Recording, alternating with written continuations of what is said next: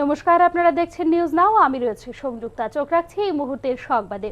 অস্বীকৃত মাদ্রাসা থেকে ছাত্রদের সরকারি স্কুলে স্থানান্তর করার উত্তরপ্রদেশ এবং ত্রিপুরা সরকারের সিদ্ধান্তে স্থগিতাদেশ জারি করেছে supreme court. National commission for protection of child রাইটসের সুপারিশ অনুসারে এই সিদ্ধান্ত নিয়েছিল ত্রিপুরা এবং Uttar Pradesh. National commission for protection of child রাইটসের সুপারিশ অনুসারে অস্বীকৃত মাদ্রাসা থেকে ছাত্রদের সরকারি স্কুলে স্থানান্তর করার ত্রিপুরা এবং উত্তরপ্রদেশ সরকারের সিদ্ধান্তে স্থগিতাদেশ জারি করেছে দেশের সর্বোচ্চ আদালত। উত্তরপ্রদেশ এবং ত্রিপুরা সরকারের এই সিদ্ধান্তের বিরুদ্ধে সর্বোচ্চ আদালতে একটি মামলা দায়ের করেছিল সংখ্যালঘুদের সংগঠন জমিয়ত উলেমা-ই-হিন্দ। সংখ্যালঘুদের সংগঠন জমিয়ত উলেমা-ই-হিন্দের প্রতিনিধিকারী সিনিয়র আইনজীবীদের দ্বারা উপস্থাপিত যুক্তিগুলি বিবেচনা করে এই রায় দেয় বিচারপতি জে.বি. পাদ্রিওয়ালা এবং মনোজ মিশ্রের পাশাপাশি প্রধান বিচারপতি ডি.ওয়াই. চন্দ্রচূড়ের নেতৃত্বে গঠিত সর্বোচ্চ আদালতের ডিভিশন বেঞ্চ। মাদ্রাসা থেকে ছাত্রদের সরকারি স্কুলে স্থানান্তর করার জন্য 7 জুন এবং 25 জুন জারি করা এনসিপিসিআর এর সুপারিশগুলি কার্যকর করা উচিত নয় বলে স্পষ্টভাবেই জানিয়ে দিয়েছে দেশের সর্বোচ্চ আদালত। শুধু তাই নয়, উত্তরপ্রদেশ এবং ত্রিপুরা ছাড়াও অন্যান্য রাজ্যগুলিতে এই আবেদনের পক্ষ হিসেবে অন্তর্ভুক্ত করার জন্য জমিয়ত উলেমা-হিন্দকে নির্দেশও দিয়েছে দেশের সর্বোচ্চ আদালত। শিক্ষা প্রতিষ্ঠান হিসেবে মাদ্রাসাগুলির অস্তিত্ব নিয়ে উদ্বেগ প্রকাশ করে মাদ্রাসাগুলি শিক্ষা অধিকার আইন অনুসারে শিক্ষা প্রদান করতে ব্যর্থ বলে দেশের বিভিন্ন রাজ্য এবং কেন্দ্রশাসিত অঞ্চলগুলিতে চিঠি দিয়েছিল national commission for protection of child rights. মাদ্রাসায় দেওয়া শিক্ষার অধিকার আইন মেনে চলে না, যার ফলে শিশুরা প্রয়োজনীয় শিক্ষাগত অধিকার থেকে বঞ্চিত হচ্ছে বলে সুপ্রিম কোর্টকে জানিয়েছে national commission for protection of child rights. National council of educational research and training অনুমোদিত পাঠ্যপুস্তকের সীমিত ব্যবহার পাশাপাশি ছাত্রদের গুণগত শিক্ষা প্রদানে ব্যর্থ হচ্ছে মাদ্রাসাগুলি বলে দাবি করেছে national commission for protection of child rights. মাদ্রাসাগুলির পরিচালনা পদ্ধতির সমালোচনা করে তাদের শিক্ষাগত মডেলটিকে অসন্তোষজনক বলে চিহ্নিত করেছিল national commission for protection of child rights. তবে শেষ পর্যন্ত national commission for protection of child রাইটসের সব ধরনের সুপারিশে স্থগিতাদেশ জারি করল দেশের সর্বোচ্চ আদালত। Bureau report, news now. বাংলাদেশের প্রাক্তন প্রধানমন্ত্রী শেখ হাসিনার পদত্যাগ প্রসঙ্গে সে দেশের রাষ্ট্রপতি মোহাম্মদ সাহাবুদ্দিনের মন্তব্যে উষ্মা প্রকাশ করেছে অন্তর্বর্তী সরকারের আইন উপদেষ্টা আসিফ নজরুল। সম্প্রতি এক সাক্ষাৎকারে রাষ্ট্রপতি মোহাম্মদ সাহাবুদ্দিন জানিয়েছেন, হাসিনার পদত্যাগের কোনো প্রামাণ্য নথি তাঁর হাতে নেই। সাহাবুদ্দিনের এমন মন্তব্যের পর উষ্মা প্রকাশ করে আইন উপদেষ্টা আসিফ নজরুলের অভিযোগ, রাষ্ট্রপতি মিথ্যাচার করছেন।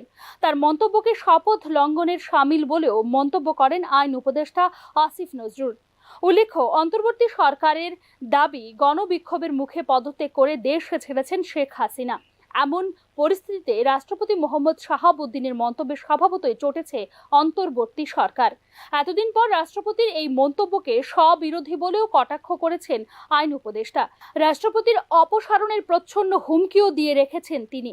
আসিফ বলেন, বাংলাদেশের সংবিধান অনুযায়ী যদি আপনার শারীরিক ও মানসিক সক্ষমতা না থাকে বা যদি কোনো গুরুতর অসদাচরণ করেন, সেক্ষেত্রে রাষ্ট্রপতি পদে আপনি থাকতে পারেন কিনা তা বিবেচনা করে ব্যবস্থা নেওয়ার সুযোগ রয়েছে।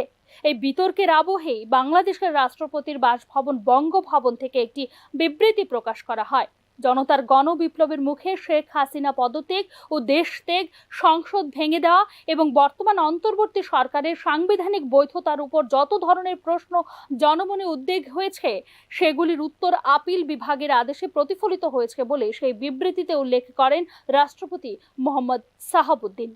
Bureau report, news now. Miracle foundation of India এবং ত্রিপুরা রাজ্য শিশু সুরক্ষা কমিশনের উদ্যোগে মিশন বাৎসল এবং ম্যানেজমেন্টের উপর এক কর্মশালার আয়োজন করা হয়। শিশু সুরক্ষা কমিশনের এই কর্মশালা মঙ্গলবার আগরতলার একটি বেসরকারি হোটেলে অনুষ্ঠিত হয়। এই কর্মশালায় উপস্থিত ছিলেন রাজ্য শিশু সুরক্ষা কমিশনের চেয়ারপারসন জয়ন্তী দেববর্মা, ভলেন্টারি হেলথ অ্যাসোসিয়েশনের চেয়ারপারসন সুলেখা রায় সহ অন্যান্যরা। মিশন বাৎসল প্রকল্পটি মূলত 2020 সালে করোনায় যারা মা বাবাকে হারিয়েছে তাদের নিয়ে চালু করেছিল ভারত সরকার। এই প্রকল্পের আওতায় এনে শিশুদের ভবিষ্যৎ সুরক্ষার পাশাপাশি তাদের বিভিন্ন সুযোগ সুবিধা প্রদানের জন্য আজকের এই কর্মশালার আয়োজন করা হয়েছে বলে জানান শিশু সুরক্ষা কমিশনের চেয়ারপারসন জয়ন্তী দেববর্মা। আজকে Tripura commission for protection of child rights এবং মিরাকল ফাউন্ডেশন অফ ইন্ডিয়া যৌথ উদ্যোগে এবং ভাইটের সহযোগিতায় আজকে মিশন বাৎসল্য এবং ম্যানেজমেন্টের উপরে একটি ওয়ার্কশপ অনুষ্ঠিত হচ্ছে সোনারতলী হোটেলে। নিয়ে নিচ্ছি একটি বিজ্ঞাপন বিরতি, দেখতে থাকুন নিউজ নাও। আপনি দেখছেন নিউজ নাও, আমরা জানি কোনটা খবর।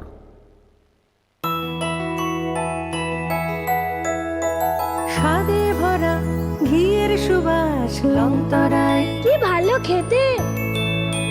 শুদ্ধ ঘিয়ের আবেশ ভরা লংতরায়, অপূর্ব সুগন্ধ, পুষ্টি ভরা ঘিয়ের খাবার, গাওয়া ঘি প্রিয় সবার লংতরায়। একেই বলে বিশুদ্ধ ঘি।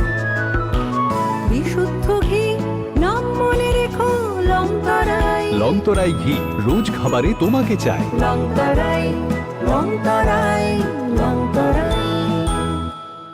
শ্যাম সুন্দর কোম্পানি জুয়েলার্স শুভ অক্ষয় তৃতীয়া 30 এপ্রিল থেকে 11 মে 2024। আসুন বেছে নিন আপনার মনের মতন অক্ষয় জৌলুসের প্রতীক। 100% এক্সচেঞ্জ মূল্য যে কোনো জুয়েলার্সের হলমার্ক যুক্ত পুরনো সোনার গয়নায়। 275 টাকা ছাড় প্রতি গ্রাম সোনার গয়না কেনাকাটায়। 100% ছাড় হীরের গয়নার মজুরিতে। প্রতিটি কেনাকাটায় নিশ্চিত উপহার, ডেইলি লাকি ড্র, স্বর্ণ মুদ্রা, মেগা ড্র, 3টি স্কুটি। পাশাপাশি আছে সোনায় সোহাগা গয়না কেনার বিশেষ ডিসকাউন্ট স্কিম, জিএসআই আইজিআই পরীক্ষিত গ্রহরত্ন, রূপোর মুদ্রা ও রূপোর সামগ্রী।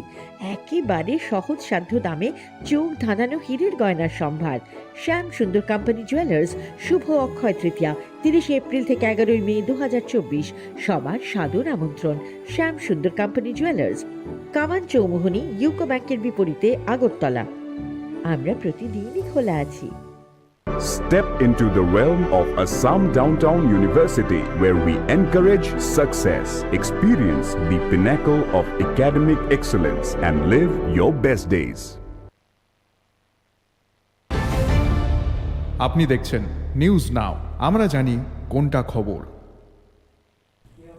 বিরতির পর স্বাগত আবারও চোখ রাখছি সংবাদে। গোপন সংবাদের ভিত্তিতে আগরতলা রেল স্টেশন থেকে সন্দেহজনকভাবে 3 জন রোহিঙ্গা ও 2 জন বাংলাদেশিকে গ্রেফতার করেছে আগরতলা রেল পুলিশ। তাদের কাছ থেকে বেশ কিছু গোপন নথিপত্র আটক করা হয়েছে। আটক ব্যক্তিদের মঙ্গলবার আদালতে সোপর্দ করা হয়েছে বলে জানিয়েছে আগরতলা জিআরপি থানার ওসি তপন দাস। গোপন সংবাদের ভিত্তিতে আগরতলা জিআরপি থানার পুলিশ, আরপিএফ ও বিএসএফ এর যৌথ উদ্যোগে সোমবার বিকেলে আগরতলা রেল স্টেশন থেকে 5 জন সন্দেহভাজন লোককে গ্রেফতার করা হয়েছে। আটক ব্যক্তিদের কাছ থেকে বাংলাদেশি টাকা, মোবাইল ও বেশ কিছু বাংলাদেশি নথিপত্র উদ্ধার করেছে পুলিশ। বিভিন্ন ধারায় মামলা নিয়ে মঙ্গলবার তাদেরকে আদালতে প্রেরণ করা হয়েছে বলে জানিয়েছে পুলিশ। আটক ব্যক্তিদের জিজ্ঞাসাবাদের ভিত্তিতে জানা যায় তারা বাংলাদেশ থেকে বেআইনিভাবে সীমান্ত পেরিয়ে হায়দ্রাবাদ ও মুম্বাইয়ে যাওয়ার উদ্দেশ্যে ত্রিপুরায় প্রবেশ করছিল। তবে ত্রিপুরায় কোন সীমান্ত দিয়ে তারা অনুপ্রবেশ করেছিল তদন্তের স্বার্থে তা গোপন রাখা হয়েছে বলেও জানিয়েছে জিআরপি থানার ওসি তপন দাস। এবং বাংলাদেশি আমাদের স্টেশনে আসবে এরকম সিক্রেট সোর্সে। তো এই খবর পাওয়া পরেই আমরা জিআরপি থানা, আরপিএফ এবং আমাদের যে বিএসএফ আছেন প্লাস আমাদের যে আদার সিস্টার এজেন্সি আছে, আমরা সবাই সকাল থেকেই মানে উৎপেতে বসে আছি। কিছু ড্রেস, কিছু সিভিল ড্রেসে, যা এক্সিট এন্ট্রি পয়েন্ট আছে। তো সেই সুবাদে আমরা বিকালবেলা এরকমই 5 জনকে আমরা ডিটেন করি। তো প্রথমে তো তারা মানে ইন্ডিয়ান বলে দাবি করে, তারপর আমরা যখন দফায় দফায় জিজ্ঞাসা শুরু করি তখন তারা স্বীকার করে যে 3 জন এখানে মানে মায়ানমার কমিউনিটি যারা বাংলাদেশ থেকে এসছে এবং 2 জন বাংলাদেশি ন্যাশনালও আছে। 12তম অল ইন্ডিয়া ট্রেডিশনাল রেসলিং পেনকেশন ফেডারেশনের উদ্যোগে উত্তরাখণ্ডের দেহরাদুনে জাতীয় চ্যাম্পিয়নশিপে রাজ্যের খেলোয়াড়রা অংশগ্রহণ করেন। ত্রিপুরা থেকে মোট 9 জন খেলোয়াড় তাতে অংশগ্রহণ করে সাফল্য অর্জন করেন। খেলোয়াড়রা মোট 13টি স্বর্ণ, 3টি রূপো এবং 5টি পদক জয় করেন। ফেডারেশনের পক্ষ থেকে কমলপুরে সাংবাদিক সম্মেলন করে খেলোয়াড়দের সংবর্ধনা দেওয়া হয়। অনুষ্ঠানে অন্যান্যদের মধ্যে উপস্থিত ছিলেন ফেডারেশনের সভাপতি তথা কমলপুর নগর পঞ্চায়েতের চেয়ারম্যান প্রশান্ত সিনহা।